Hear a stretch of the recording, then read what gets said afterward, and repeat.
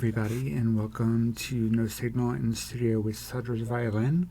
My name is Coraline Ada Emke. I am a musician and many other things, but today I'm just putting on my musician hat. I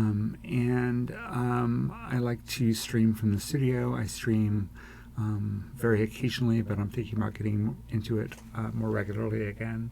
And I stream basically music recording, production, mixing from here in my fabulously appointed home studio.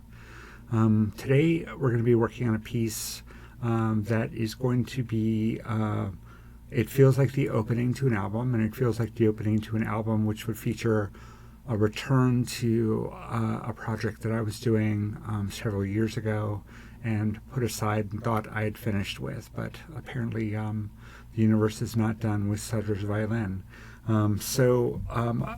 I started this song with a Moog Minitar bass synthesizer, analog bass synthesizer, and some electronic drums and some pads, and it was okay.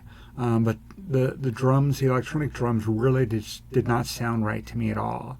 So I decided I would map them over to an acoustic drum kit and see how that felt, and that felt pretty good. And then I found myself hearing a piano part in it. And by the time I brought in acoustic drums and piano, it felt like a Sudre's Violin song. And that threw me into something of an existential crisis, but I've decided that I'm going to play with it, and as long as I can bring something fresh to the mix, like the Moog Minitar here, there's some other things I'm doing that are different, working with samples. As long as I can keep it fun and keep it interesting, there's nothing wrong with doing more Sudre's Violin. So this song, The Grasshopper Lies Heavy, let's listen through to what I have. It's pretty dense right now, and I think we're going to spend some time stripping some things away. So let's give a listen to our starting point and see what we want to do from there. Here we go.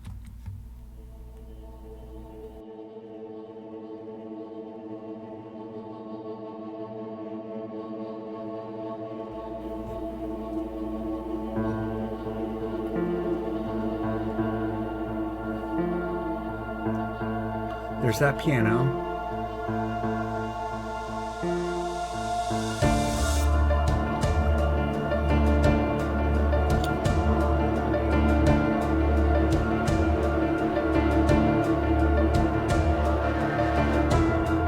It's a pretty thick mix, right? Feels like it's building up to something.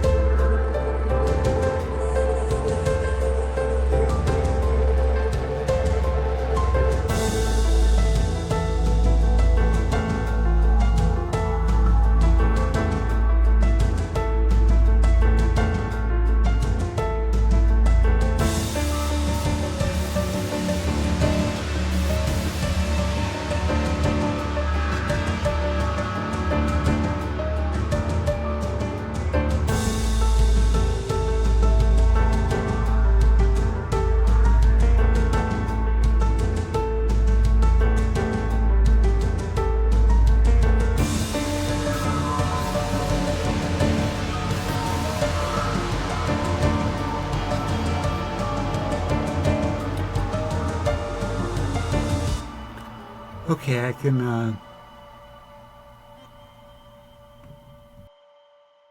already hear some things that I want to do a little differently. Sorry about that. I already hear some things I want to do a little differently. It is very, very dense, as I mentioned, if you could hear me over the music. So I want to strip some layers away, I think, to kind of see what's underneath and what it really wants to do, what it needs. So we're gonna do something a little different today to give ourselves a little inspiration for what kind of changes to bring to the Grasshopper Lies Heavy. I gifted myself a deck of Oblique Strategies cards, if you're not familiar with these. It's Brian Eno and Peter Schmidt designed them as kind of creative unblockers. And sometimes I like to draw a card at random and see what it leads me to musically. This is the instruction card. All right. Here we go.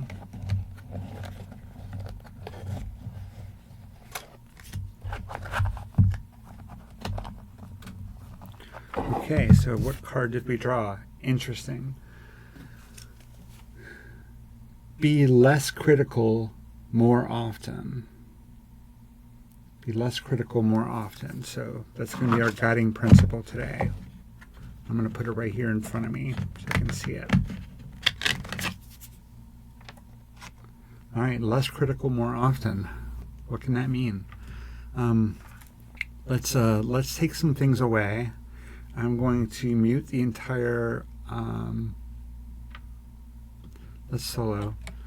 We're going to solo just the where we started from with the percussion and the minitar.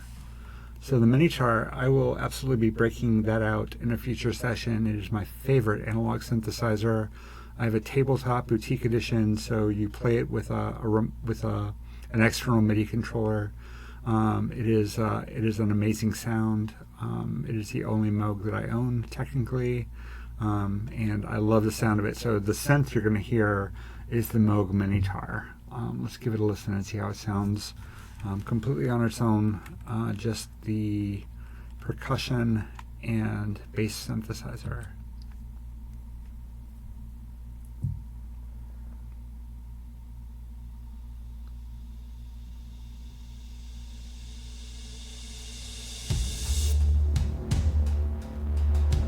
Is that an amazing sound? I love that sound.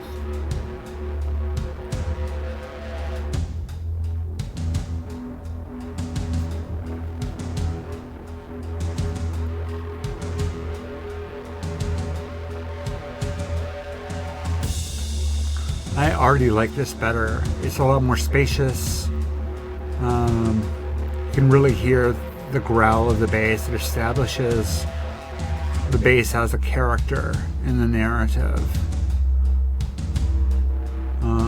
And even though there's not a lot of motion in the bass,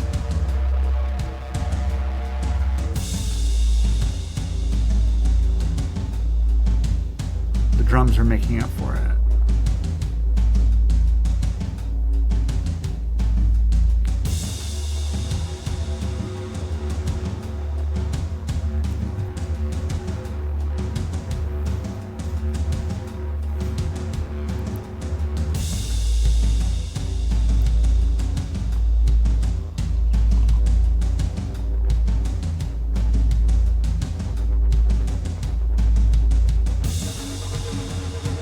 Obviously having a lot of fun with the LFO on that bass synth. So I like that as an opener a lot. I like having the bass kind of dominate the scene for a little while. So let's see about bringing layers in, but maybe layers that are not going to compete with the bass, because I think we had the piano coming in right away before. And didn't really give any space for the bass to establish itself. So why don't we do this? We're going to solo the piano and the bass synthesizer and the percussion, but I'm going to mute everything on the piano except the opening figure. So I'm going to mute all of these. So we'll have the opening figure leading into the bass, and let's see how that feels.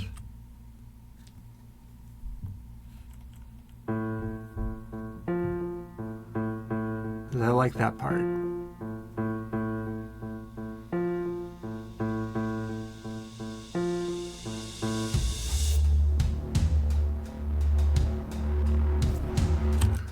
could work.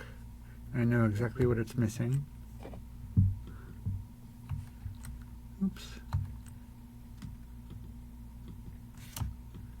I think it wants the next note. Oops.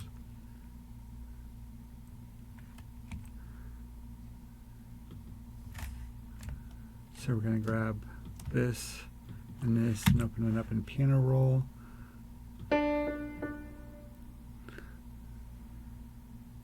So we get a D. Let's drop it down. All right. Let's try it with just adding that note as a little transition. I'm going to unmute that and we'll give it a shot. So it's going to land on that bass note, basically, on the piano as the bass synth comes in.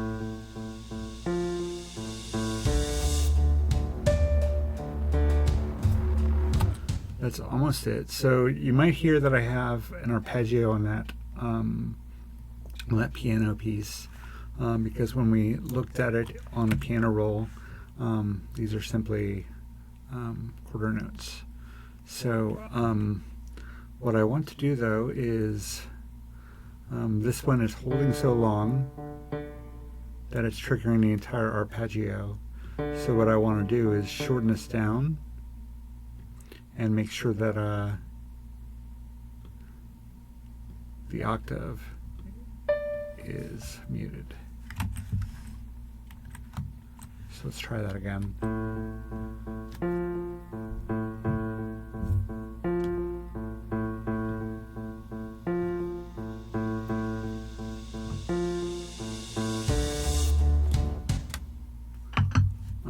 I think I want to go with a low D there. So we're going to double this up and do a low D. Try that.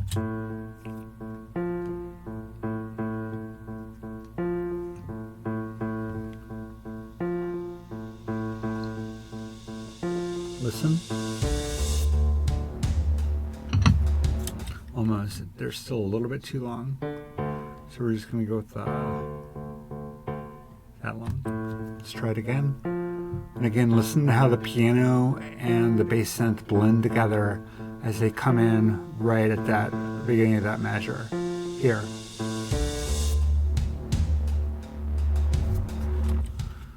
It's close.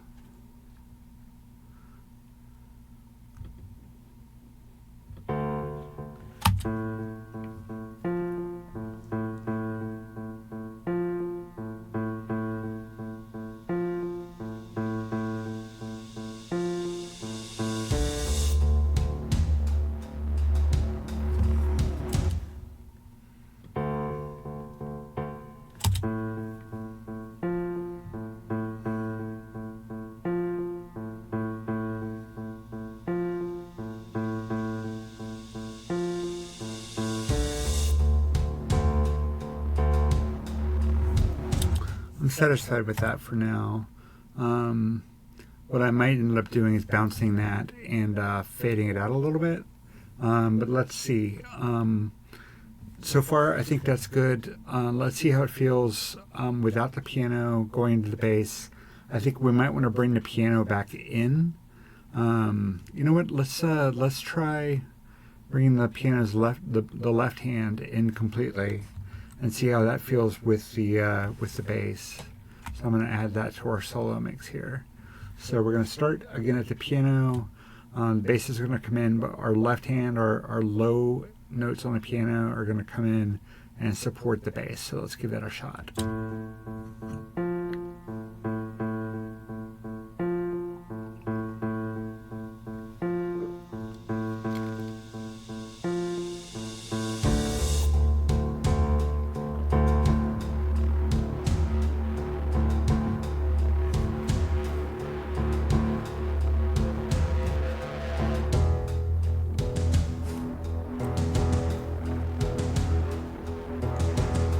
The piano's giving it a little bit more motion, right? But it's not getting in the way.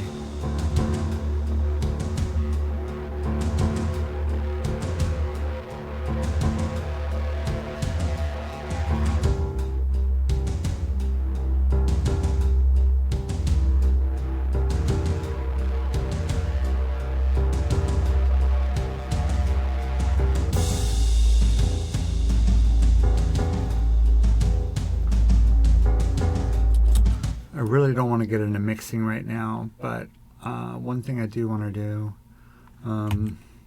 is look at the EQ on the piano and bass synth.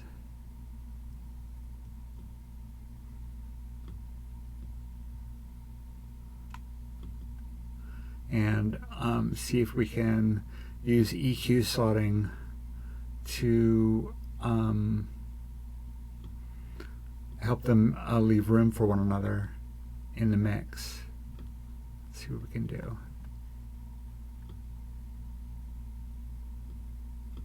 So when you EQ slot, what it means is you're gonna, for one instrument or one track, you're gonna boost certain frequencies and filter other frequencies.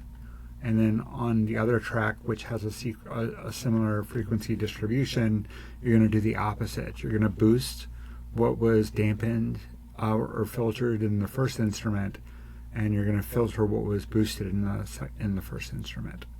So let's do this. Let's get to the part where they're both playing.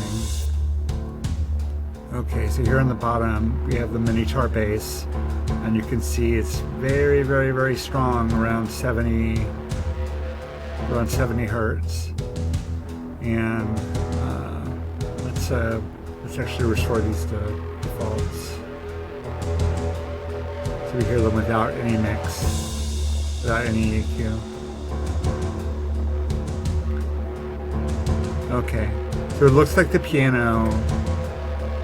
piano's hitting around 210, and the bass is mainly at 60. But in the piano, we do see some low frequency as well.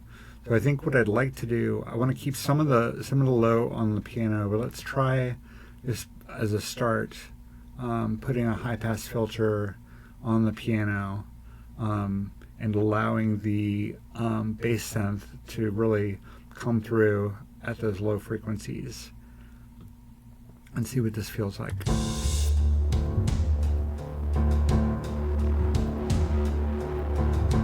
Already it feels like there's a little bit more breathing room, right?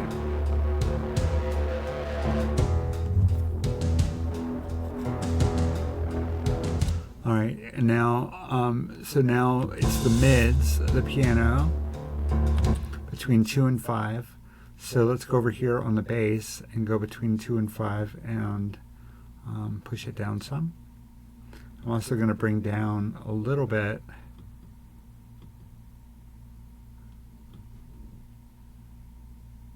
Okay. So let's give this a try, and let's see how distinct the piano and the bass become.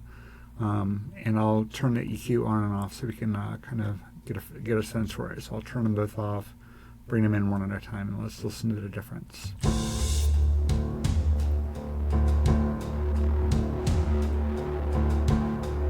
Okay, low pass, high pass on the piano.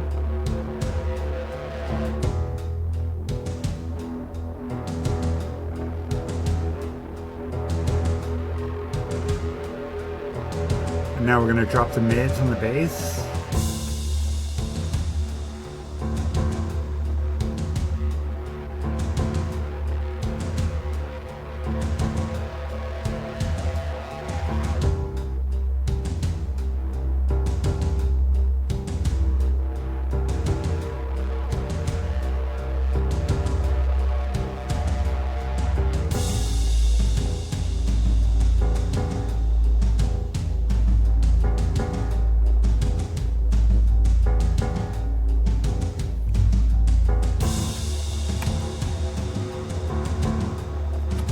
That sounds a lot more distinct. I like that a lot better. But again, I don't want to get into mixing right now. I just want to make them a little bit more distinct.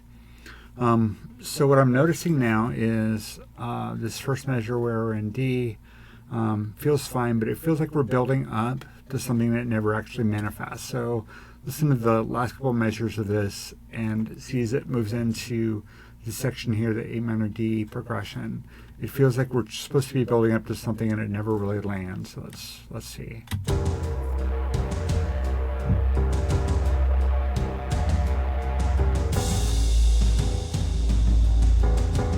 Yeah. See, the energy just sort of drops there. So maybe what we need to do is bring in our lead instrument and make sure that it's hitting at those points in time. So this is the lead instrument, and it's kind of a weird one.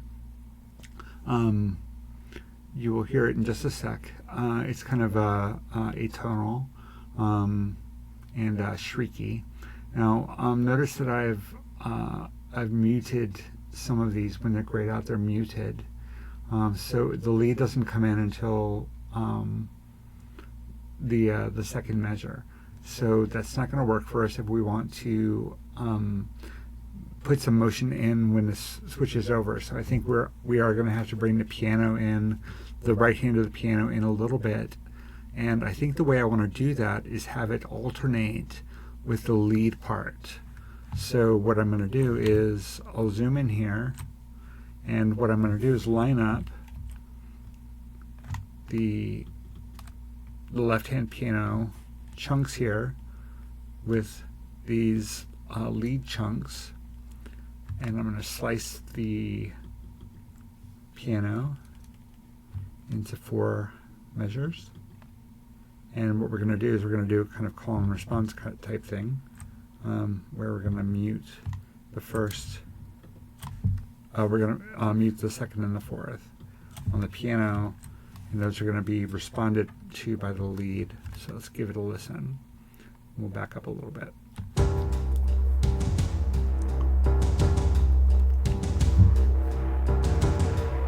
So what does the piano do in terms of propulsion? Oops, I sliced up the wrong track. Sorry about that. This is the one I meant. So we're gonna solo this track as well.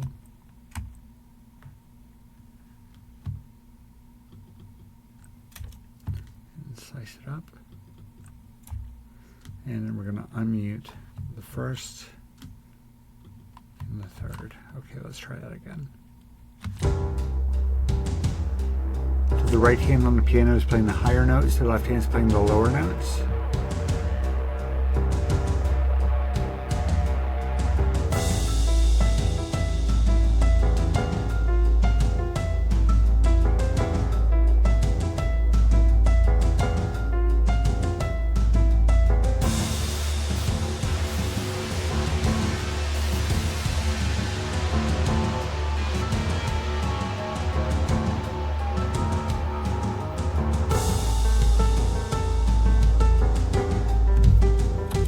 It's not perfect, but I like that a lot better. It gives it some propulsion and also gives it some interest as it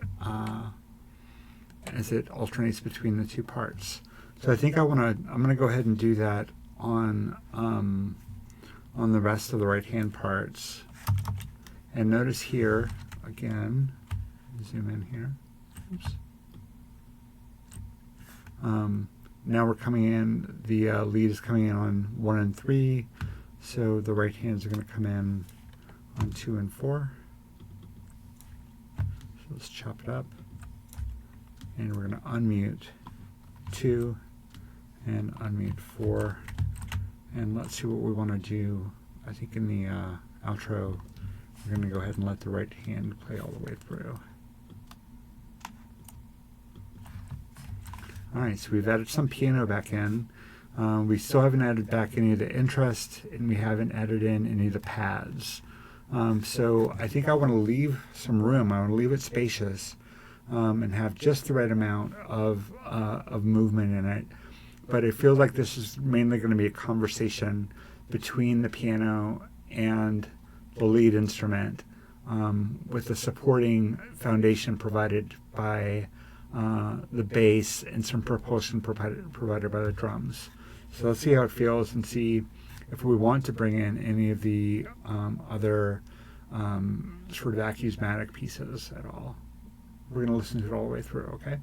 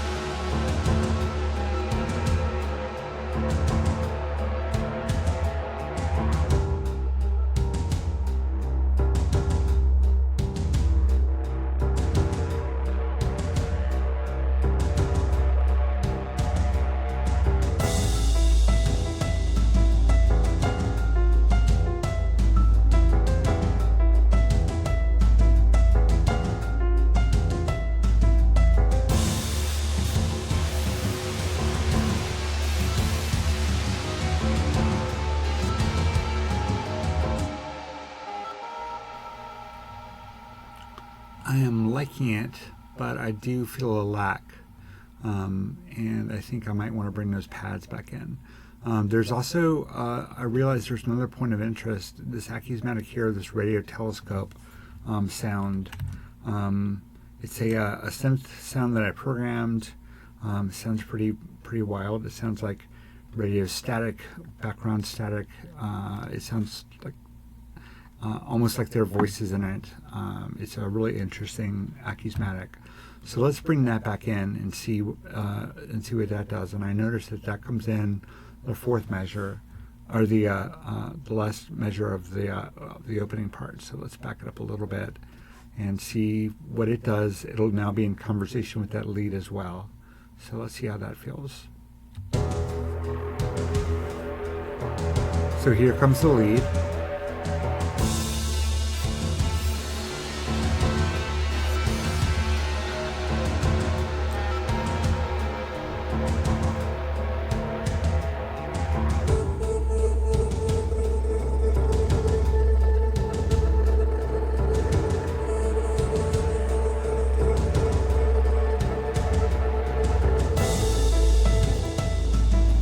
Now it feels like there's a whole cast of characters coming in, doesn't it? All right. I think next I'm going to bring in the pads, but I'm going to bring them in really slowly. I want to make sure I keep that opening, those opening measures really spacious, and let the bass really be the star there. And then let it fade into the background as the other characters come in. The organ cymbal lead. Let me call this lead. There we go. The lead and the piano and the radio telescope, and let them be in conversation with one another. So I'm going to go ahead and unsolo everything, and I'm going to mute these interests.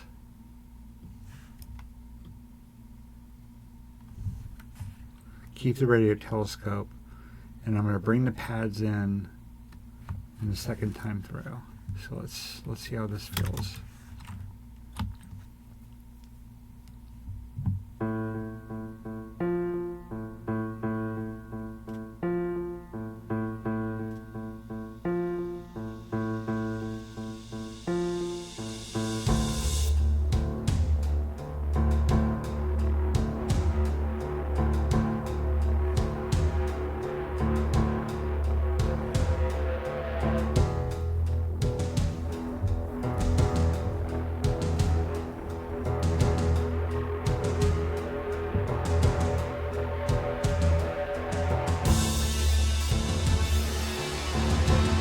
Here's our lead sound. It sounds like it's going to play a melody and it just all falls apart. I love it. Here's our radio telescope.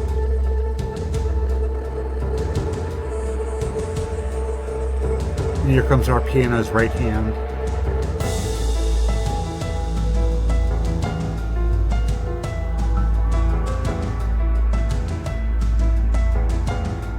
Here comes the lead. So here the piano drops out, the lead steps in.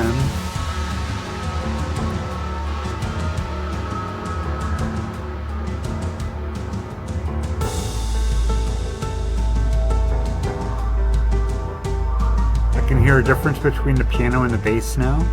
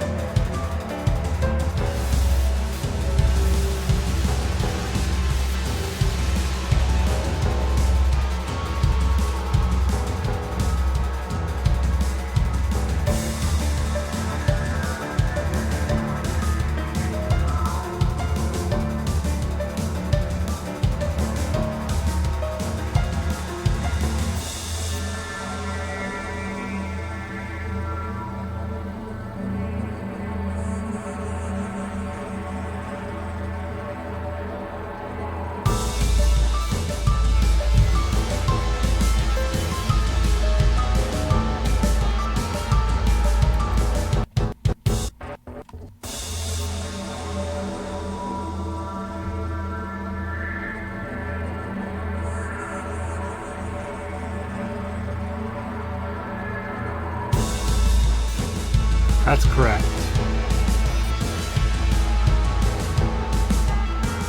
Now the piano can come back down.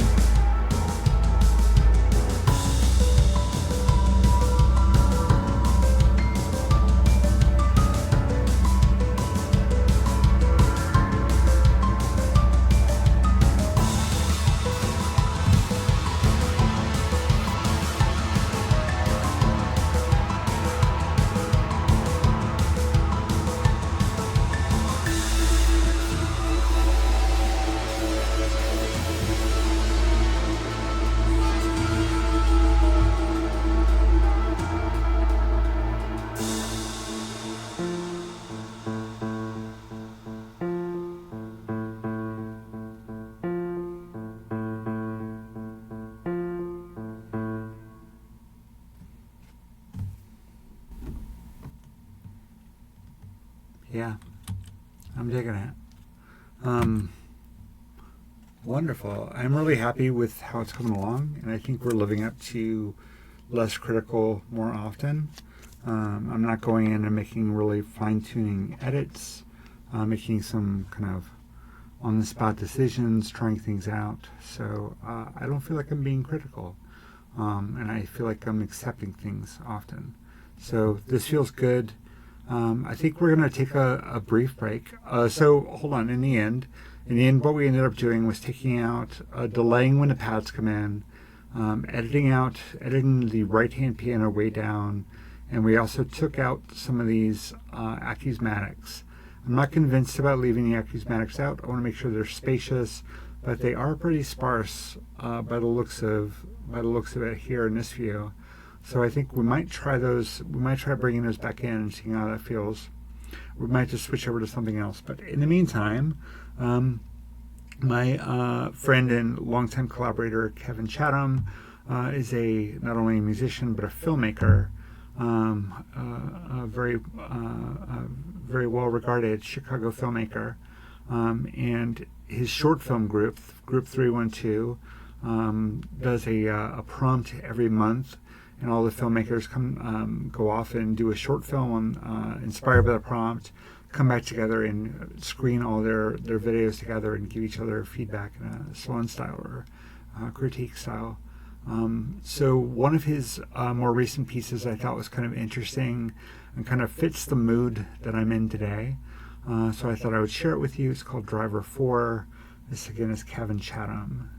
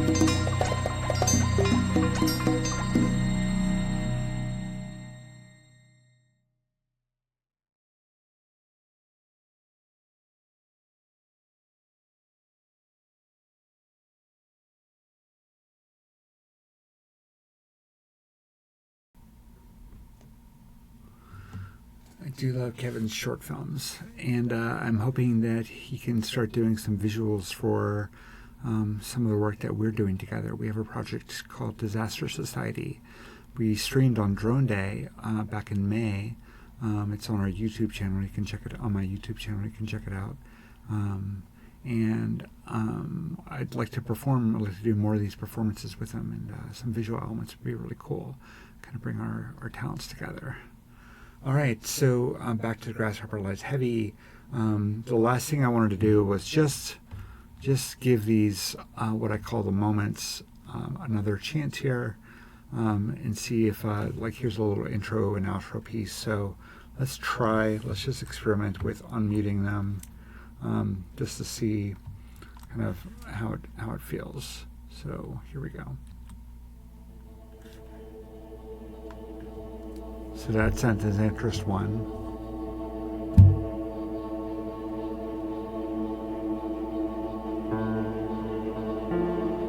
I kind of like that. I think that one wins.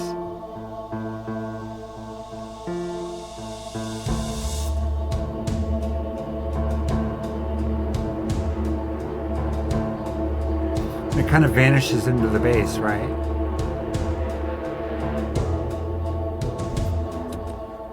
I think it can go away by here.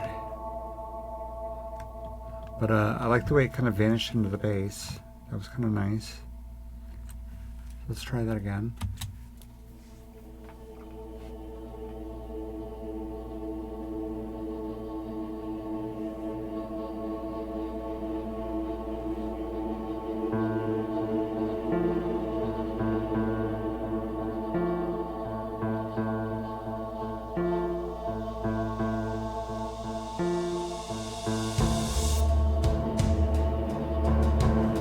Okay, hear it fading.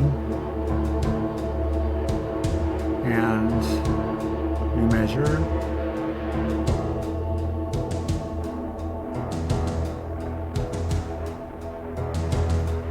I think it could go a little earlier. Let's try cutting it a little earlier. Couple measures earlier.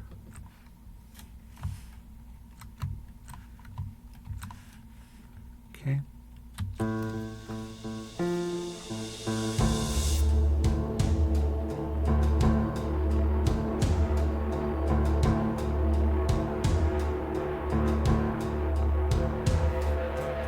That is correct. It blends out nicely. And it comes in again here at the end. Here, interest 1. So let's advance the cursor. Playhead up to here. And we'll hear how it comes back in at the end.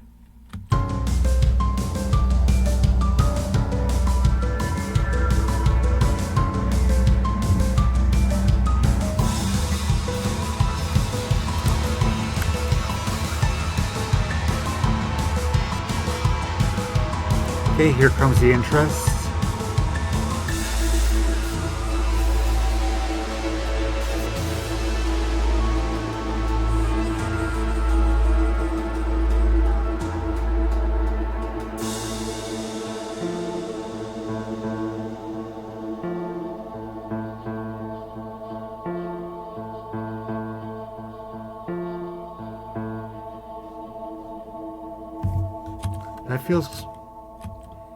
That feels correct.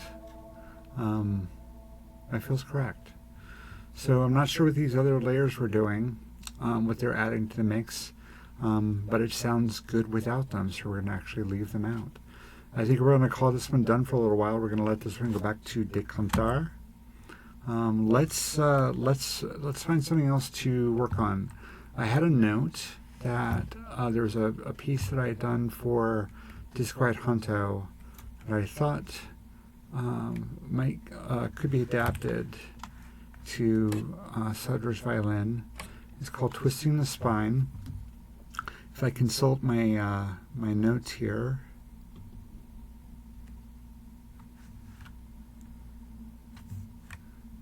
nope, I don't have any notes on it. I don't remember what the prompt was because I wasn't really prepared for working on this. But this is one of the Disquiet Junto prompts. I'll look it up in the meantime. Disquiet 0727. I thought it had some promise maybe as a Sudre's Violin piece. So I don't remember what it sounds like. I can see that it's got live bass, a couple of tracks of live guitar. It has a piano, which is probably why I'm thinking of a Sudre thing. Some kind of spoken word piece on here. And we have an 808 drum track. So I have no idea what this is all about, but hopefully it's not awful. Let's give it a listen. Twisting the Spine.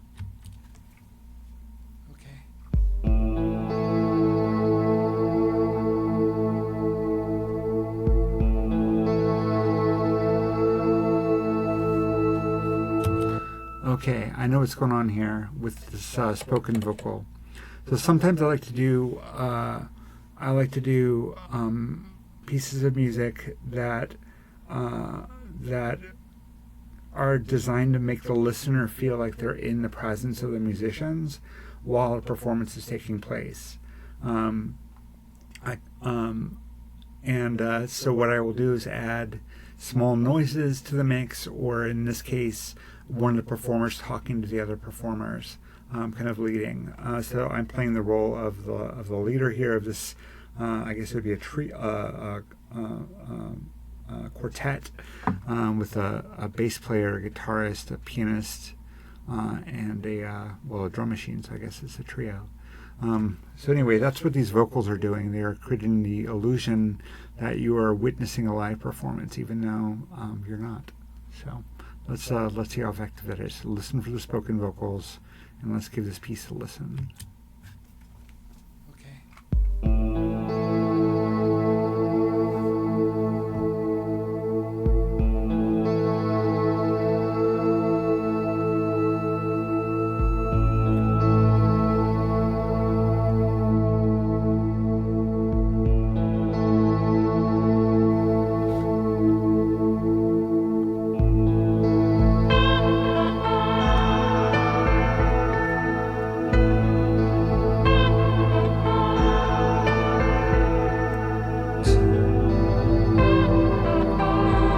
This absolutely wants to be a Sudre's violin song, no doubt.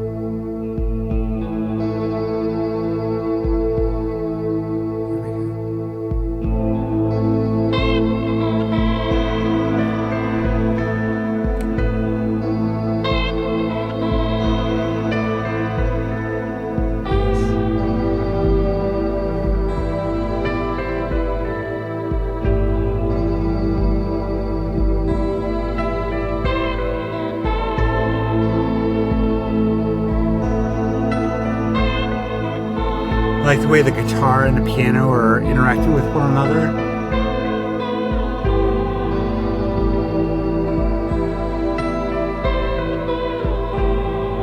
They're saying the same thing, but not exactly.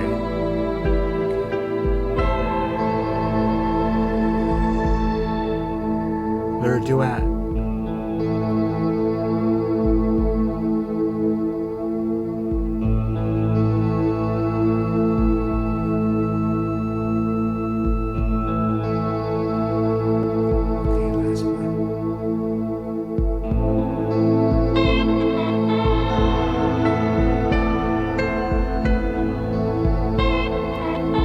Call and response again.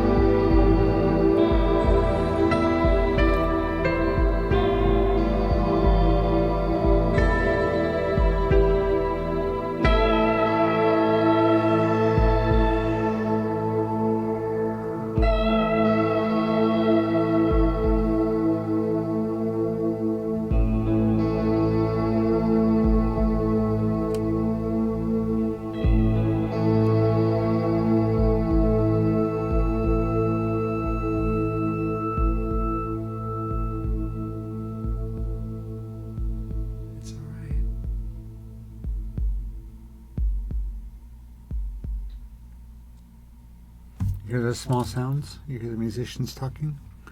I like this. I think this has a lot of potential. It's not too. There's not too much going on. It feels like the space is occupied correctly. I like the guitar and the piano being in conversation with one another. I'm not sure about the kick drum on the 808. I think I might want to try the Sudre, the standard Sudre violin drum kit on that. But I think all the parts are pretty nice. Let's take it apart a little bit, shall we? So first up, we have this piano track, and the piano is mainly playing this pretty simple figure here, kind of a repeating pattern, and you can see visually it's really easy to distinguish the pattern with these like kind of like sequences, these descending sequences, and hear what they sound like.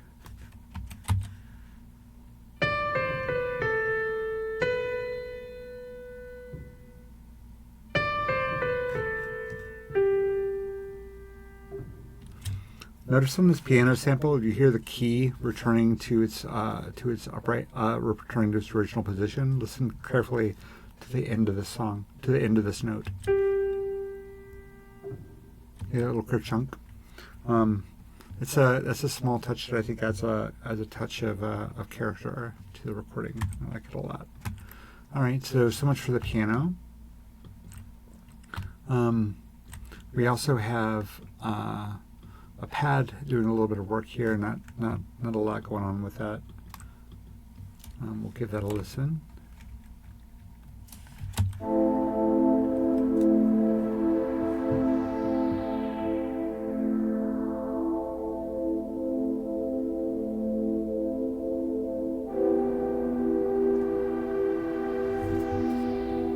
Got kind of a lo-fi vibe to it.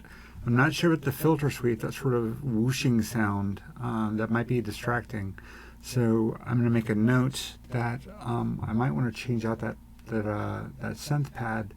I'm thinking maybe something like whatchamacallit? Mellotron. A Mellotron. I think a Mellotron could go really well there. We're not going to take that apart yet, but let's come back to that. We have the guitar bassist, the figure that repeats.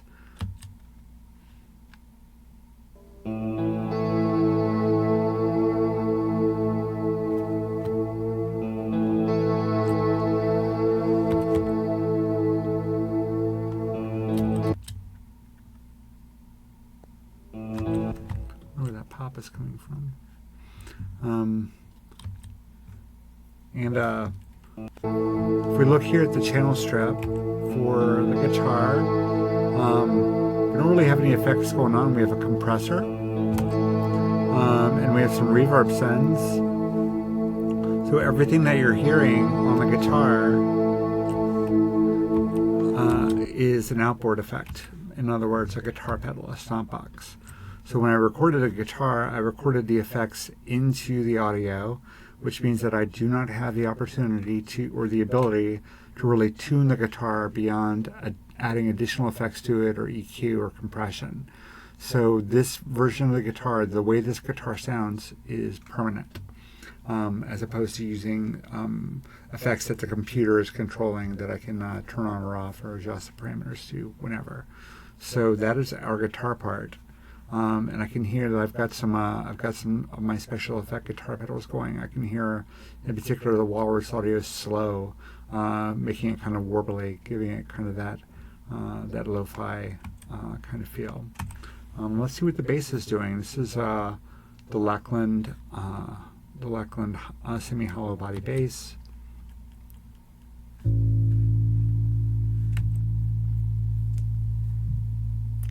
Nice sustain on the bass. A little bit of hiss, so I think we're going to need to do some EQ on the bass.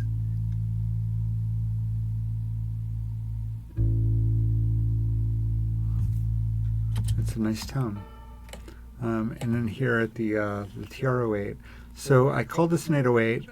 Technically, it's not an 808. It's a reissue of the 808, the Roland TR-08, part of their boutique series.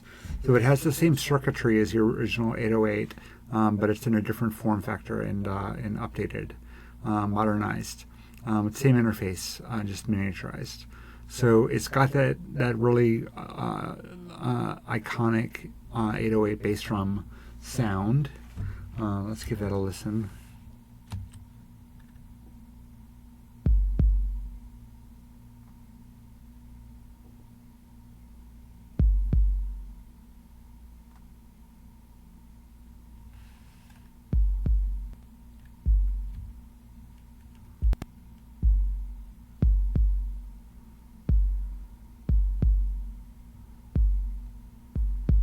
So that's our bass. That's our bass drum, and I don't think we have any other parts of the drum kit live. I think it's just the kick. And that's all we have. And then we have this moment down here, which, as I mentioned earlier, is ear candy. Some people call it sparkles, whatever you want to call it. This is one of my favorite patches. I made it with a physical modeling synthesizer, and I just call it feedback.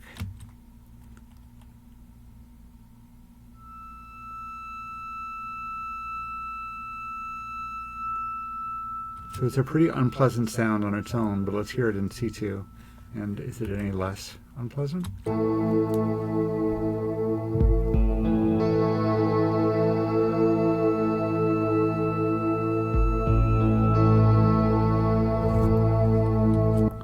of sounds like guitar feedback, right? It gives it a little bit more presence.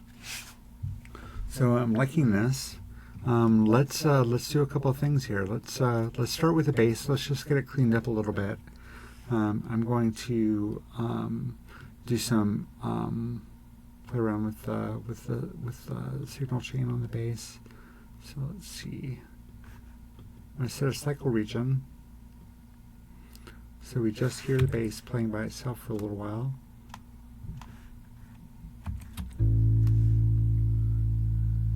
And you hear that hiss. We have a lot of hiss. And I did put a noise gate on, but this bass is a lot of sustain, so a noise gate's really not the right tool to get rid of the hiss. So I'm just going to go ahead and take that off. It's unnecessary processing. We're instead going to go to EQ, and we're going to do EQ in front of the compressor.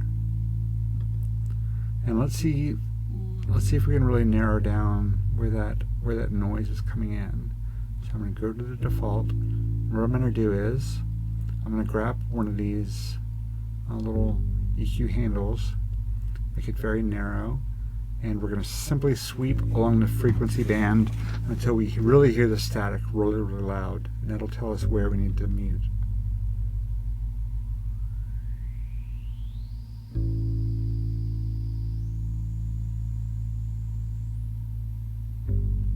It's quiet up here, right?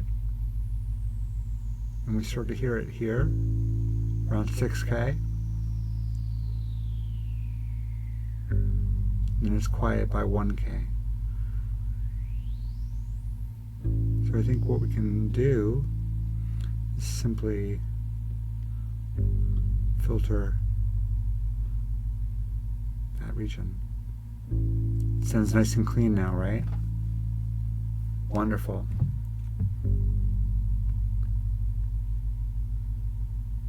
Might put a high pass on it just to take some of the noise off the end, slow end.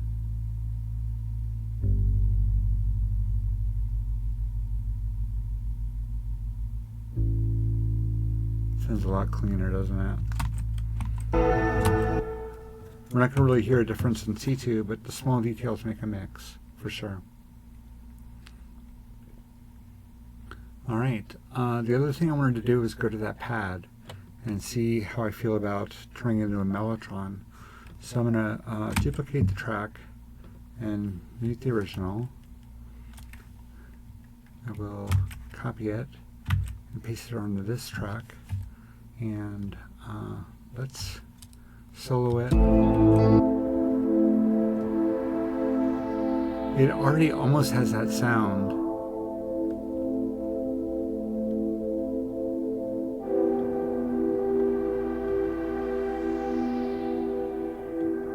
I just don't really want the sweep. So let's try a mellotron flute choir. Nope. Flutes.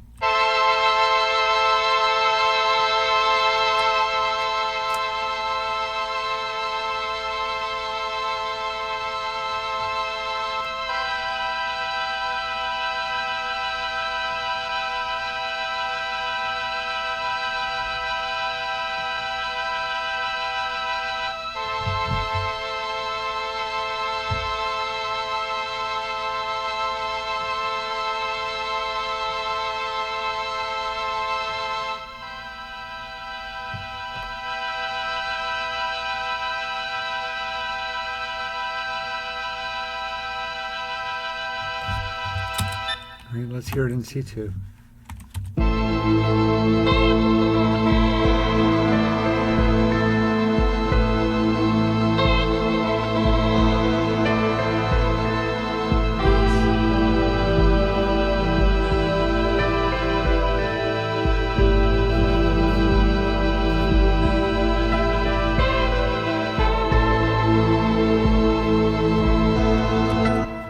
I don't like the sustain on it. So let's try, maybe the mellotron wasn't a great idea, but maybe an organ isn't a bad idea. So maybe we can try a different kind of organ. Let's see what kind of organs I have programmed in my library here.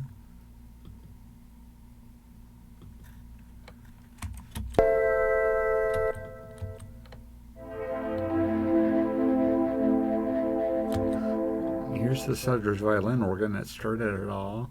Gas station organ. It is a callback. Let's see how it feels.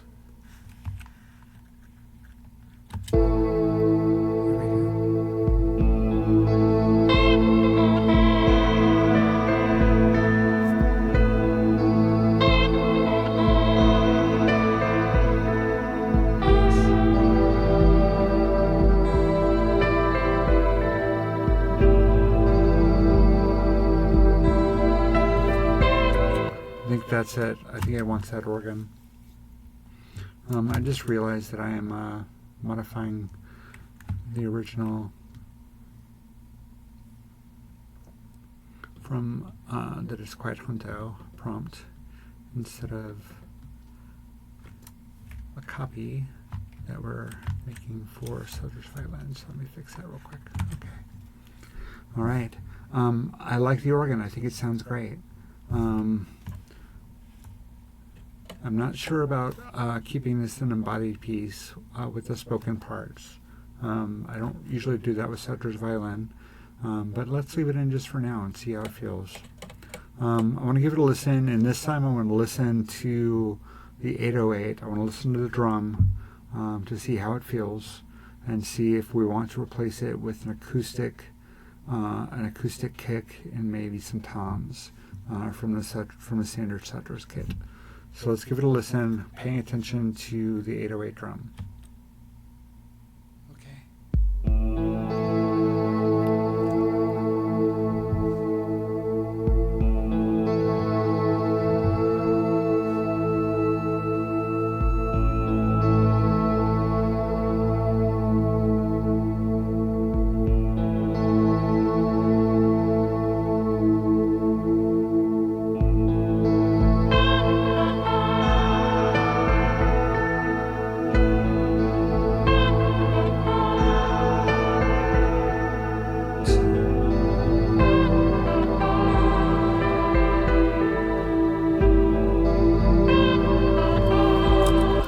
Advance to where the organ comes in.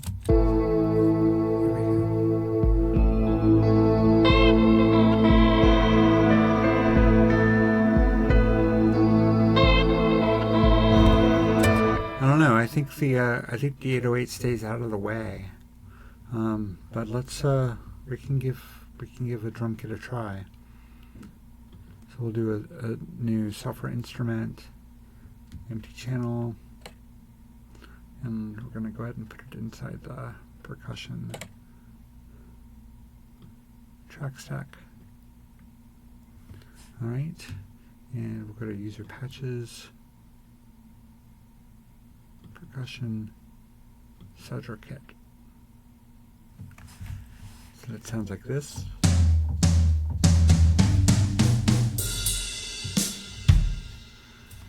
And we'll take the MIDI from the 808 and we'll paste that in.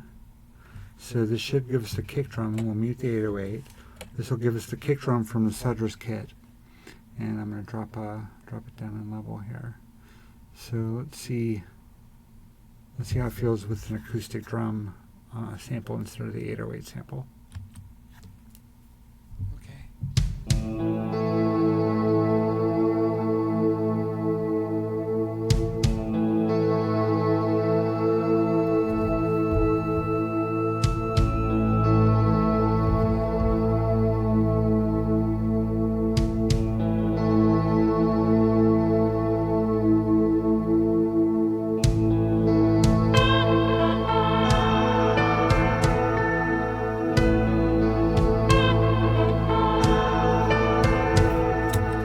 If it's just because it's so dry, but it doesn't feel the same to me. What we're going to do is set up a couple of sends. I normally do this on my percussion, on all the percussion tracks. You can see I use these sends to reverb spaces, and I have a percussion reverb space, and on bus 25 a room space. So bus 23, percussion space right here. We have a chroma verb set up with a drum chamber. And then our room reverb on bus 25. Oops. room space, also a chroma reverb with medium ambiance. So as we turn these up, it should feel like the drum is more in the room with us. So I'm going to turn up the room first.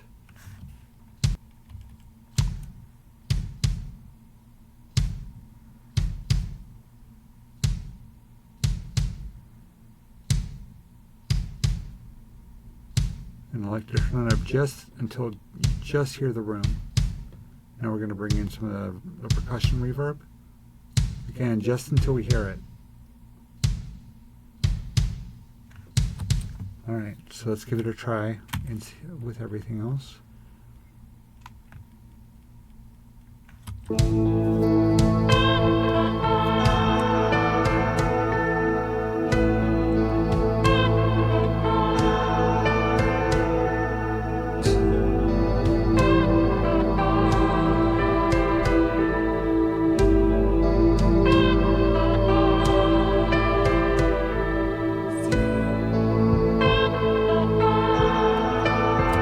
I think what we're going to do is put some EQ on it to make it more of a knock and less of a head.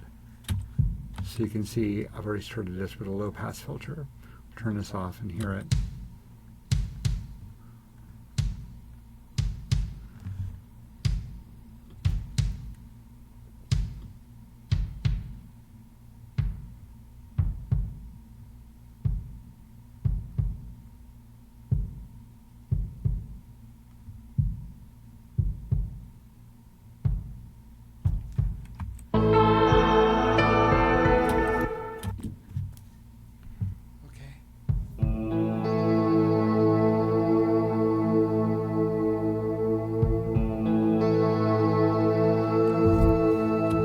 That's better, it's a lot less aggressive. So what I've done is I've filtered out the high end. Any of the frequencies above about 1K are pretty significantly filtered. There's also a high pass filter filtering out anything below 40 hertz. So we're really emphasizing the lows here. We've taken the high end off, so all the snap is off the drum, and we just have this more muffled, more subdued kind of sound. Kind of reminds me of a drum kit with a pillow placed in a kick drum. So let's hear how it sounds in C2, shall we?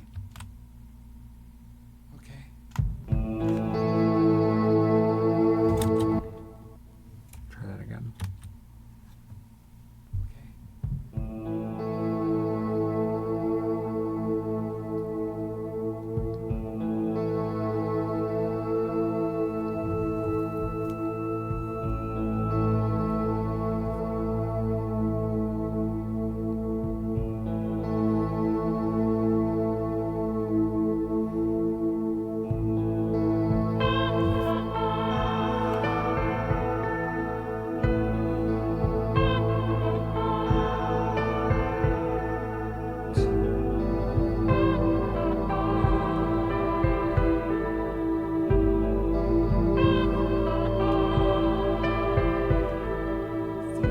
I'm going to tweak the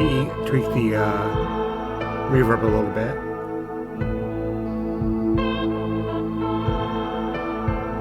Give a little bit more presence. I think that's good.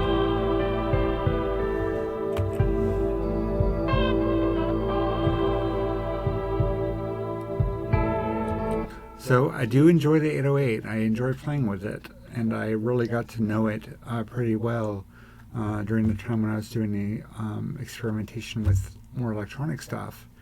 But I think the Sudre kit fits. I like the EQ treatment I gave it to make it a little bit more muffled, a little bit more subdued, to leave room for the piano and the guitar. I think this is going to do it. So I think we're going to call it for today. We made great progress on the Grasshopper Lies Heavy, and we discovered this Twisting the Spine piece that I think we're going to play with maybe as another piece for the Sudre's Violin project, hopefully. I'm feeling pretty good about that. And our oblique strategy card, be less critical more often. I feel like we pretty much lived up to that. I think we did pretty well with that. All right, I'm going to leave you with another original piece that I did. It's from an unreleased project. right now, so far unreleased project. I won't say too much about it, but it has to do with shortwave radio, and I just let it play. Thanks for being here today, y'all. Maybe I'll be back on next Sunday, and hopefully a performance with Kevin from Disaster Society also coming up soon. Thanks. If there are those out there that are seriously considering going to a psychic or medium, what would your best advice be?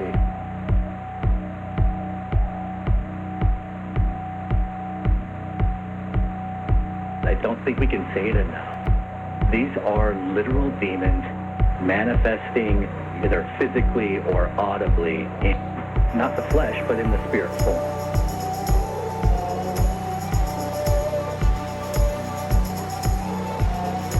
Putting thoughts and manifestations in a medium's mind to influence people.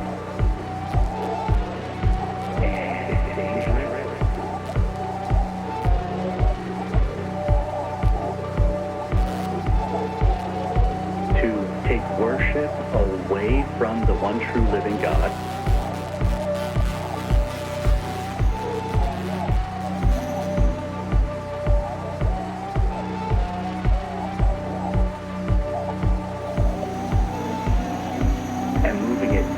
The dead, moving it to relatives who have passed away.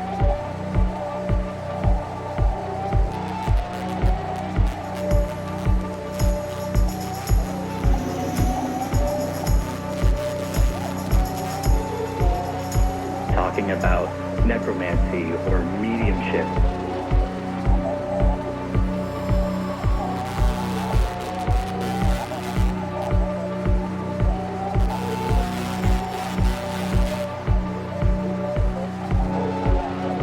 There is soothsaying, there is mediumship, there is quote-unquote new prophecy taking place in the church today.